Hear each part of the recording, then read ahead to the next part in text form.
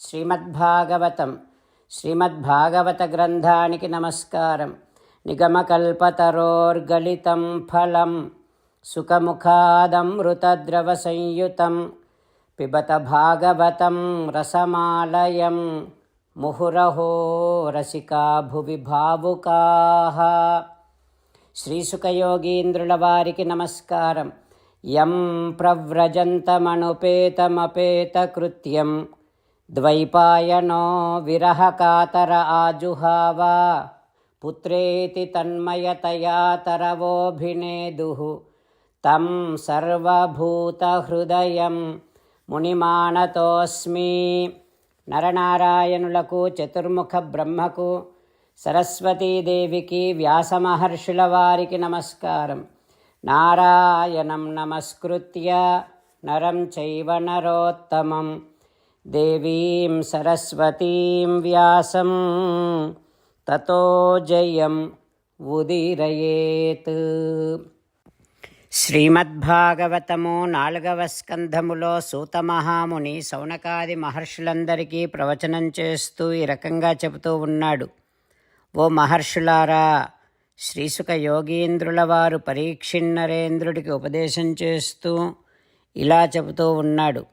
ఓ పరీక్షిన్నరేంద్ర, మైత్రేయుడు విదురునికి శ్రీమద్భాగవతాన్ని ఉపదేశం చేస్తూ ఇలా చెబుతూ ఉన్నాడు.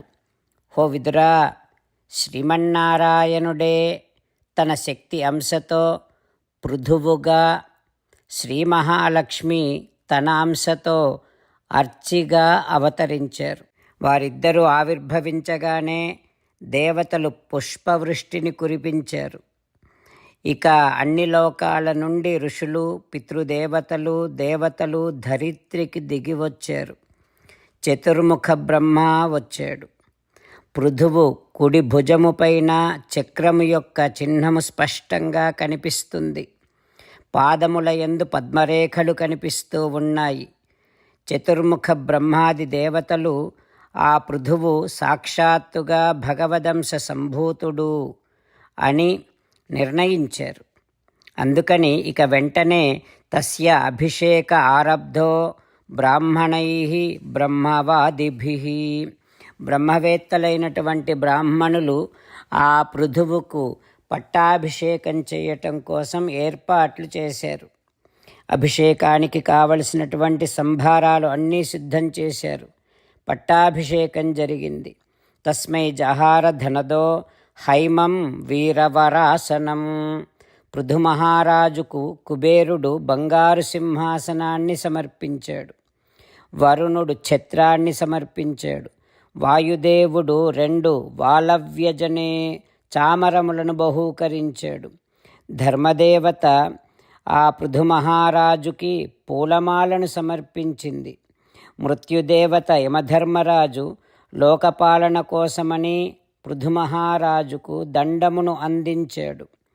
ఇంద్రుడు విలువైనటువంటి కిరీటాన్ని పృథు మహారాజుకు బహూకరించాడు. చతుర్ముఖ బ్రహ్మ వేదమయమైనటువంటి కవచాన్ని సమర్పించాడు పృథు మహారాజుకు. భారతీ హారముత్తమం. సరస్వతీదేవి ఉత్తమమైనటువంటి హారాన్ని సమర్పించింది పృథు మహారాజుకి. హరి సుదర్శనం చక్రం. శ్రీహరి శ్రీమన్నారాయణుడు పృథు మహారాజుకి సుదర్శన మహాచక్రాన్ని అనుగ్రహించాడు. శ్రీ మహాలక్ష్మి ఆ పృథు మహారాజుకి తరగని సంపదలను సమర్పించింది. ఇక పరమశివుడు రుద్రుడు దశచంద్రము అనేటటువంటి 10 చంద్రులతో అలంకృతమైనటువంటి ఖడ్గాన్ని బహూకరించాడు. పార్వతీదేవి ఆ ఖడ్గాన్ని పెట్టుకోవడానికి ఒక వరను సమర్పించింది పృథు మహారాజుకి అంటూ మైత్రేయుడు విదురునికి ఉపదేశం చేస్తూ ఉన్నాడు. ఆ తర్వాత ఏం జరుగుతుందో రేపు తెలుసుకుందాం. ఓం శ్రీకృష్ణ పరబ్రహ్మణే నమః. ఓం అస్మద్గురుభ్యో నమః.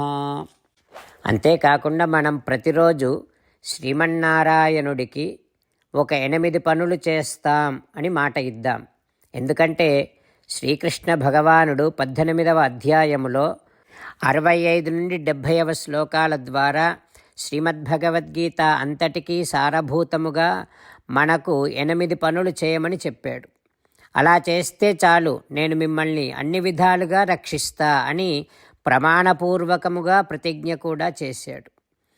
అందుకని శ్రీమద్భగవద్గీతను అంతటినీ విన్న తర్వాత అర్జునుడు కూడా చివరకు కరిష్యే వచనం తవ, కృష్ణ నువ్వు చెప్పినట్టే చేస్తా అని అన్నాడు. కనుకనే భగవానుడు అర్జునుడికి అన్ని విధాల విజయాన్ని అందించాడు. మనం కూడా ప్రతిరోజు శ్రీమన్నారాయణుడికి ఆ రకంగానే మాట ఇద్దాం. 8 పనులు చేస్తాం అని మనము మాట ఇస్తే అది అష్టాక్షరీ మహామంత్ర జపము చేసినటువంటి ఫలితాన్ని మనకు ప్రతిరోజు ఇస్తుంది. ఇట్లా మాట ఇవ్వటం కంటే గొప్ప పూజ, యజ్ఞము, తపస్సు మరొక్కటి లేనే లేదు. అందుకని నేను అంటూ ఉంటాను, మీరు మనస్సులో భావిస్తూ ఉండండి. ఈ రకంగా మనము మాట ఇస్తూ ఉంటే శ్రీకృష్ణ భగవానుడి ముఖారవిందములో కలిగేటటువంటి ఆనందాన్ని మనం ప్రతిరోజు దర్శిద్దాం, ఆస్వాదిద్దాం.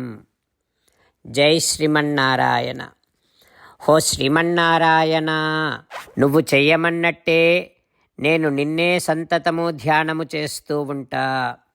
హో శ్రీమన్నారాయణ, నువ్వు చెప్పినట్టే నేను నీ భక్తుడిగానే ఉంటా.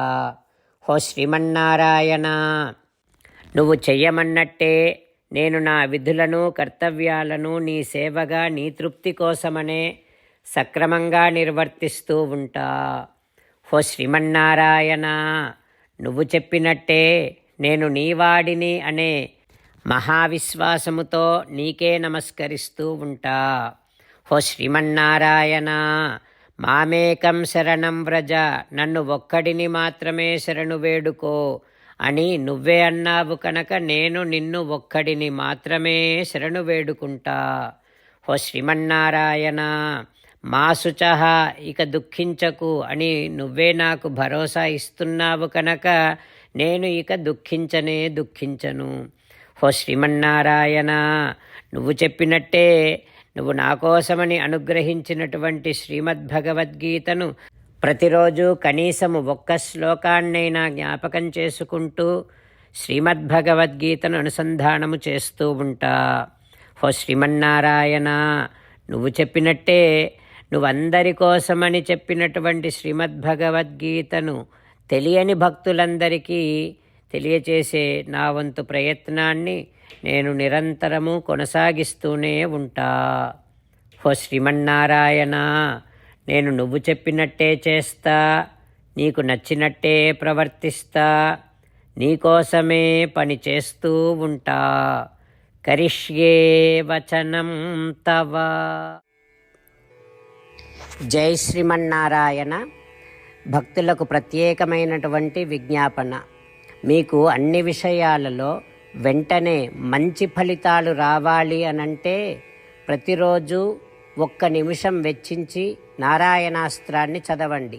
ఇక మీకు తిరిగే ఉండదు. నారాయణాస్త్రాన్ని పొందడానికి మీరేం చేయాలంటే నారాయణాస్త్రం అనే వెబ్సైట్కి వెళ్ళి మీ పేరు, మీ ఈమెయిల్ ఇస్తే మీ ఈమెయిల్కి నారాయణాస్త్రం PDF వస్తుంది. అందులో ఒక రామాయణ శ్లోకం, ఒక గీతా శ్లోకం, ఒక విష్ణునామం ఉంటాయి. ఆ 3ంటిని కలిపి నారాయణాస్త్రం అంటాం. ప్రతి ఒక్కరికి వేరువేరు శ్లోకాలను ఇస్తున్నాం. ఆ రకంగా ఎవరి శ్లోకాన్ని వారు ప్రతిరోజు తప్పనిసరిగా చదవటం వలన ప్రతిరోజు ప్రతి 24,000 భక్తులతో ఒకసారి సంపూర్ణ రామాయణ పారాయణ, 33 సార్లు శ్రీమద్భగవద్గీత పారాయణ, 24 సార్లు శ్రీ విష్ణు సహస్రనామ స్తోత్ర పారాయణ జరుగుతుంది. ప్రతి ఒక్కరికి అంతటి విశేష ఫలితము ప్రతిరోజు లభిస్తుంది.